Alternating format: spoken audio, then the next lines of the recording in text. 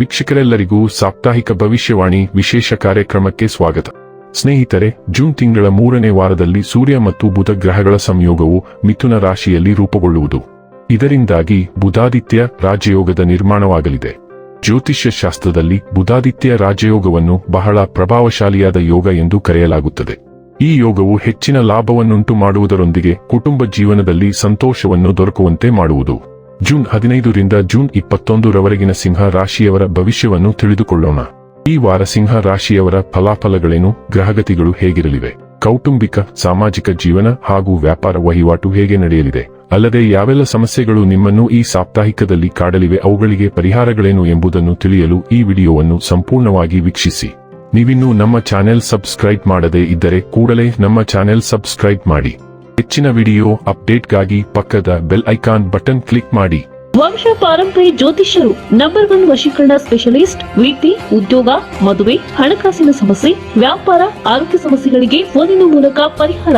ಇಂದೇ ಕರೆ ಮಾಡಿ. ಸ್ನೇಹಿತರೆ, ರಾಹು 7ನೇ ಭಾವದಲ್ಲಿ ಇರುವುದರಿಂದ ಈ ವಾರ ನೀವು ಇತರರ ಟೀಕೆಯಲ್ಲಿ ಹೆಚ್ಚು ಸಮಯ ಮತ್ತು ಶಕ್ತಿಯನ್ನು ವ್ಯರ್ಥ ಮಾಡದಂತೆ ಜಾಗರೂಕರಾಗಬೇಕು. ಇದನ್ನು ಮಾಡುವುದು ನಿಮ್ಮ ಆರೋಗ್ಯಕ್ಕೂ ಹಾಗೂ ಸಮಾಜದಲ್ಲಿ ನಿಮ್ಮ ಪ್ರತಿಷ್ಠೆಗೂ ಕೆಟ್ಟ ಪರಿಣಾಮ ಬೀರುವ ಸಾಧ್ಯತೆ ಇದೆ. ಆದ್ದರಿಂದ ಸಕಾರಾತ್ಮಕವಾಗಿ ಯೋಚಿಸಿ ಮತ್ತು ನಿಮ್ಮ ಮಾತಿನಲ್ಲಿ ಮೃದುತನವನ್ನು ತರಬೇಕು. ನೀವು ಜೀವನದಲ್ಲಿ ಹಣದ ಮಹತ್ವವನ್ನು ಹೆಚ್ಚು ಗಮನಿಸದೇ ಇರಬಹುದು, ಆದರೆ ಈ ವಾರ ನಿಮಗೆ ಹಣದ ಅಗತ್ಯವನ್ನು ಸ್ಪಷ್ಟವಾಗಿ ಅರಿವಾಗಬಹುದು. ಈ ಸಮಯದಲ್ಲಿ ನಿಮಗೆ ಹಣದ ಅವಶ್ಯಕತೆ ಹೆಚ್ಚಾಗಬಹುದು, ಆದರೆ ಸಾಕಷ್ಟು ಹಣ ಕೈಯಲ್ಲಿ ಇರದ ಸ್ಥಿತಿ ಉಂಟಾಗಬಹುದು. ಜೊತೆಗೆ ಈ ವಿಷಯದಲ್ಲಿ ನೀವು ಯಾವುದೇ ಆಪ್ತರಿಂದ ಆರ್ಥಿಕ ಸಹಾಯವೂ ನಿರೀಕ್ಷಿಸಲು ಸಾಧ್ಯವಾಗುವುದಿಲ್ಲ. ಮನೆಯ ಸದಸ್ಯರ ಹಸ್ತಕ್ಷೇಪದಿಂದ ನೀವು ನಿಮ್ಮ ಜೀವನವನ್ನು ನಿಮ್ಮ ಇಚ್ಛೆಯಂತೆ ನಡೆಸಲಾಗುತ್ತಿಲ್ಲ ಎಂಬ ಅಸಮಾಧಾನ ನಿಮ್ಮಲ್ಲಿ ಉಂಟಾಗಬಹುದು. ಇದರಿಂದ ನಿಮ್ಮ ವರ್ತನೆ ಮನೆಯವರ ಕಡೆಗೆ ಸ್ವಲ್ಪ ಕಠಿಣವಾಗುವ ಸಾಧ್ಯತೆ ಇದೆ. ಈ ವಾರ ನಿಮ್ಮ ಶತ್ರುಗಳು ಮತ್ತು ವಿರೋಧಿಗಳು ಎಷ್ಟೇ ಪ್ರಯತ್ನಿಸಿದರೂ ನಿಮಗೆ ಹಾನಿ ಮಾಡಲಾಗುವುದಿಲ್ಲ. ಶನಿ 8ನೇ ಭಾವದಲ್ಲಿ ಇರುವುದರಿಂದ ಕೆಲಸದ ಸ್ಥಳದಲ್ಲಿ ನಿಮ್ಮ ಗೌರವ ಹೆಚ್ಚುತ್ತದೆ. ನಿಮ್ಮ ಪರಿಶ್ರಮ ಮತ್ತು ಕಾರ್ಯಕ್ಷಮತೆಯಿಂದ ನೀವು ಕಷ್ಟಕರ ಪರಿಸ್ಥಿತಿಗಳನ್ನು ಸಹ ನಿಮ್ಮ ಪರವಾಗಿ ತಿರುಗಿಸಿ ನಿರಂತರ ಯಶಸ್ಸು ಸಾಧಿಸುವಿರಿ. ಶಿಕ್ಷಣ ಕ್ಷೇತ್ರದಲ್ಲಿ ಕೆಲವು ಸವಾಲುಗಳು ಎದುರಾಗಬಹುದು.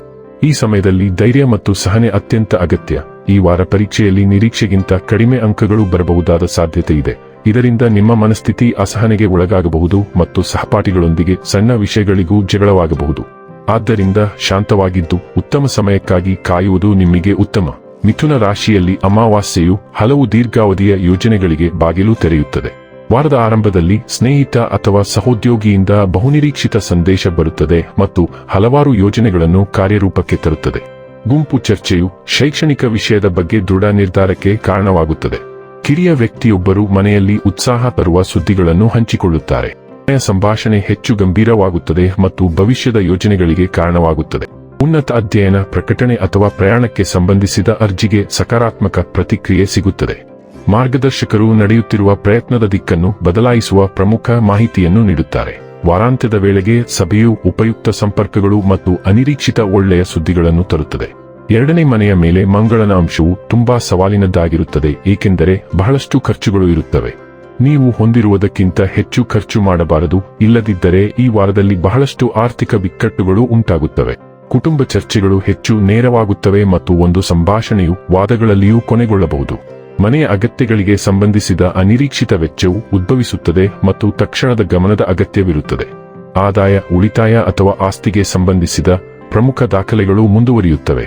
ಪ್ರಮುಖ ಸಭೆಯ ಸಮಯದಲ್ಲಿ ನಿಮ್ಮ ಮಾತುಗಳು ಭಾರವಾಗಿರುತ್ತದೆ ಮತ್ತು ದೃಢವಾದ ಹೇಳಿಕೆಯು ಫಲಿತಾಂಶದ ಮೇಲೆ ಪ್ರಭಾವ ಬೀರುತ್ತದೆ.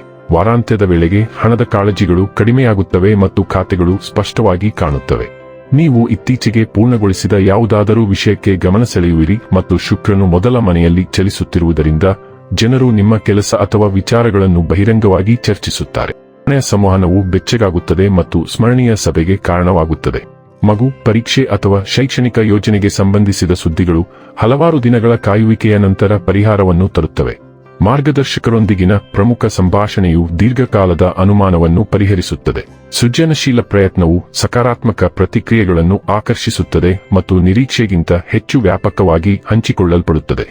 ಪ್ರಯಾಣ ಯೋಜನೆಗಳು ವಿಳಂಬವಿಲ್ಲದೆ ಮುಂದುವರಿಯುತ್ತವೆ. ವಾರಾಂತ್ಯದ ವೇಳೆಗೆ ವೈಯಕ್ತಿಕ ಪ್ರಕಟಣೆಯು ಆಸಕ್ತಿಯನ್ನು ಸೆಳೆಯುತ್ತದೆ ಮತ್ತು ಹಲವಾರು ಸಂದೇಶಗಳು ಬಹುತೇಕ ಒಂದೇ ಸಮಯದಲ್ಲಿ ಬರುತ್ತವೆ. ಇನ್ನು ಕೊನೆಯದಾಗಿ ಮಾಡಿಕೊಳ್ಳಬೇಕಾದ ಉಪಾಯಗಳ ಕುರಿತು ನೋಡುವುದಾದರೆ, ಸೂರ್ಯದೇವನ ಮಂತ್ರವನ್ನು ಪ್ರತಿನಿತ್ಯ ತಪ್ಪದೇ ಜಪಿಸಿರಿ. ವೀಕ್ಷಕರೇ, ಇದಾಗಿತ್ತು ಸಿಂಹ ರಾಶಿಯ ಜಾತಕದವರ ಜೂನ್ 15ರಿಂದ ಜೂನ್ 21ರವರೆಗಿನ ಫಲದ ಮಾಹಿತಿ ಇಷ್ಟವಾದರೆ ವಿಡಿಯೋವನ್ನು ಲೈಕ್ ಮತ್ತು ಶೇರ್ ಮಾಡಿ. ಹಾಗೆ ಚಾನೆಲ್ ಸಬ್ಸ್ಕ್ರೈಬ್ ಮಾಡುವುದರ ಜೊತೆಗೆ ನಿರಂತರ ವಿಡಿಯೋ ಅಪ್ಡೇಟ್ಸ್ಗಳಿಗಾಗಿ ಪಕ್ಕದ ಬೆಲ್ ಐಕಾನ್ ಕ್ಲಿಕ್ ಮಾಡಿ.